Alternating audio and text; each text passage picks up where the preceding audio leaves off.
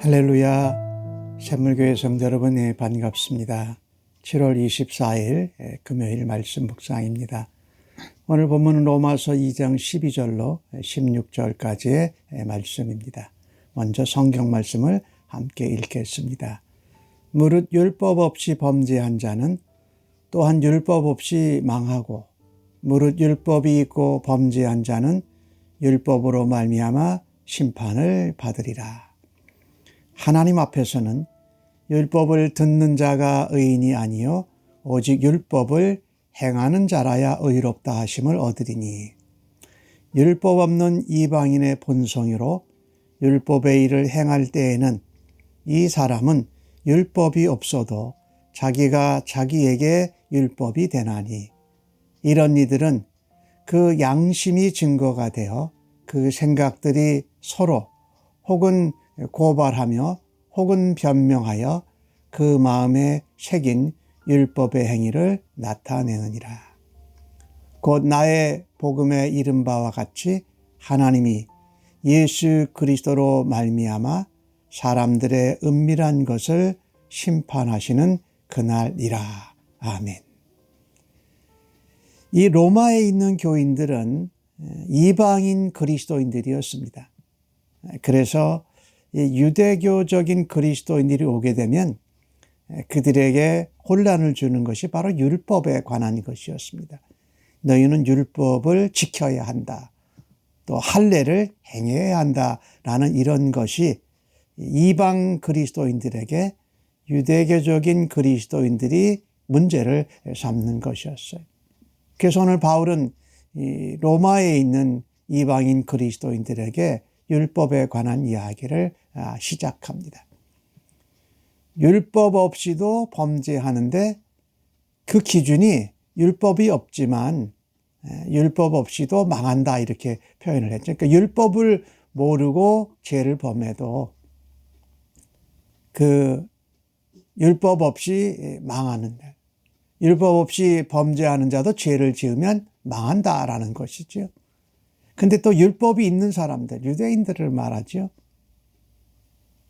율법이 있는데도 범죄한다 기준은 율법으로 기준을 삼아서 심판을 받게 된다. 그러니까 이 12절에 나오는 내용의 핵심은 그겁니다.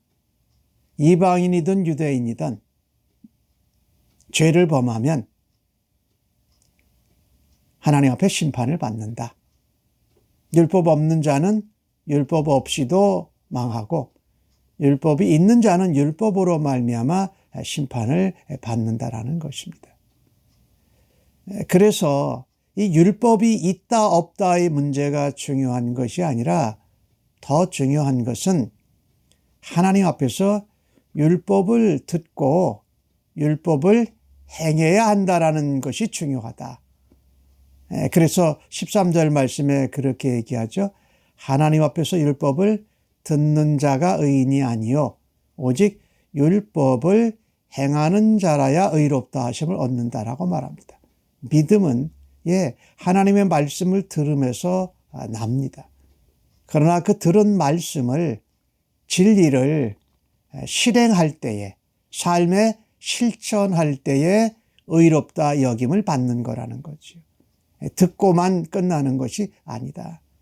그러니까 우리가 말씀을 듣고 읽고 배우면 그 깨달은 것을 우리의 삶의 행동으로 실천해서 삶에 나타나야 한다라는 것이지요.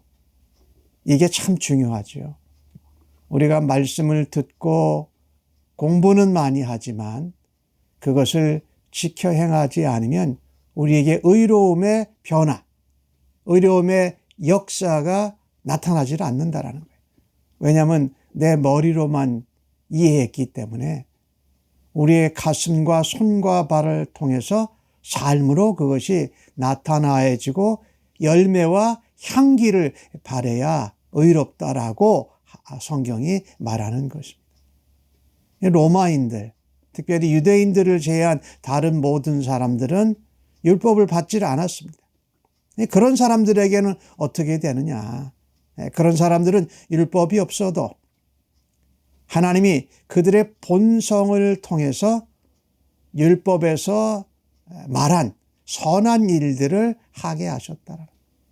그러니까 그런 사람들에게는 자기의 본성, 선한 양심, 마음이 기준이 된다라는 거예요.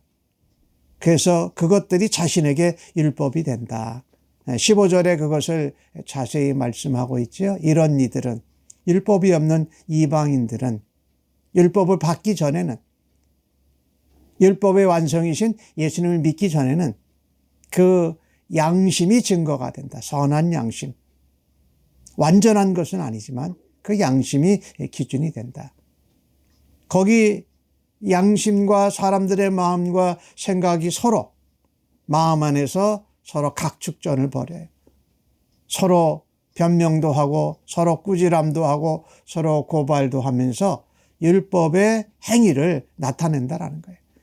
마음이, 선한 양심이 악한 마음과 이렇게 다투고 겨루고 하면서 결국은 율법의 선한 행위를 나타낸다. 율법 없이도 그게 가능하다. 그리고 16절에는 말씀하죠. 바울이 전한 복음은 율법의 핵심이 바로 예수 그리스도라는 겁니다. 로마서 1장에서 얘기하고 있죠. 하나님의 복음은 바로 예수 그리스도가 복음의 핵심이다.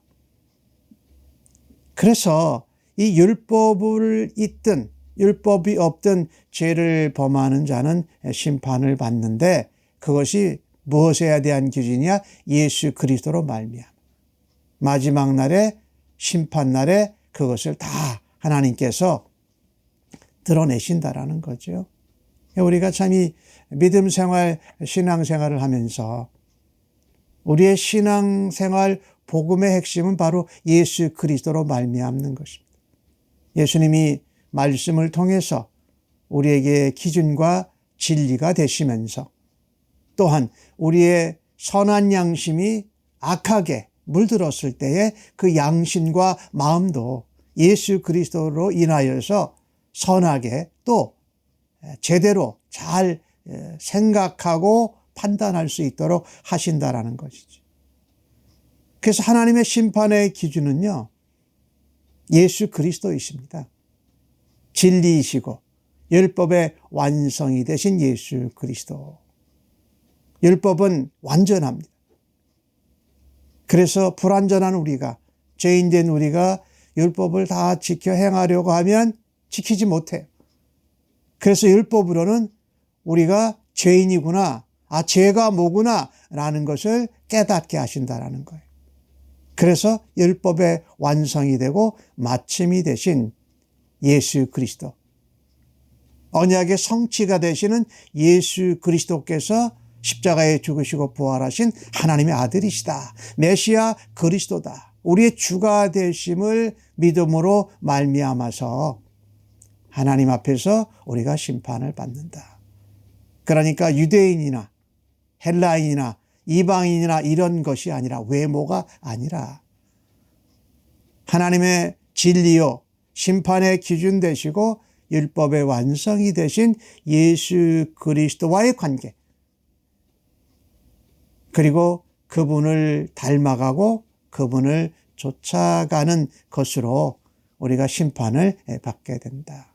오늘 이 주신 말씀을 통해서 우리가 하나 생각해 봐야 될 것은, 말씀을 듣기만 하고 또 배우기만 하고 우리의 삶에 적용해서 실천하지 않는 우리들의 모습들을 하나님 앞에 다시금 회개하고, 우리가 말씀을 행하는 자가 깨달은 말씀대로 은혜 주신 대로 실행하는 자들이 되기를 간절히 원하는 것입니다. 그래서 하나님의 기준은 진리 되신 말씀이요, 이 땅에 오신 메시아 예수 그리스도가 기준이다. 그분과의 관계, 그분의 복음에 대한 반응의 삶을 통해서 우리가 심판 자리에서 주님을 만나게 될 것이고, 우리가 그것을 다 하나님 앞에서 회개, 어카운팅 하게 될 것이라는 걸 알고, 우리가 우리 마음속에, 우리의 삶 속에 은밀하게 숨겨놓은 죄들, 또한 잘못한 것들을 예수 그리스도 앞에 십자가의 보혈을 의지하며 그의 이름으로 깨끗함을 받고 변화되어지는 삶을 주 앞에 오늘도 살아드리시기를 간절히 바랍니다. 아멘. 하나님, 말씀을 듣고 배우기만 하고 우리의 삶에 실천하고 적용하진 못했던 저희들을 용서하여 주옵소서. 주 앞에 회개합니다. 말씀을 대하면서 예수님 앞에서 예수님을 닮아가지 못했던 많은 순간들 주 앞에 회개합니다. 또 우리의 삶 속에 숨겨져 있는 하나님 앞에 부끄러운 죄악들, 또 하나님 앞에 잘못한 것들을 예수님 앞에 주의 이름을 의지하고 내려놓고 열어드립니다. 용서하여 주시고 주의 보혈로 정결케 하여 주옵소서. 우리 마음에 은밀한 것까지 아시는 하나님 앞에 심판날에 그것을 가져가지 아니하고 우리가 하나님 앞에 실수하고 범죄하였을 때마다 주 앞에 회개하고 용서함 받는 정결한 주의 백성으로 살아가기를 간절히 원합니다. 도와주시옵소서. 일으켜 주옵소서. 예수님의 이름으로 기도하옵나이다. 아멘.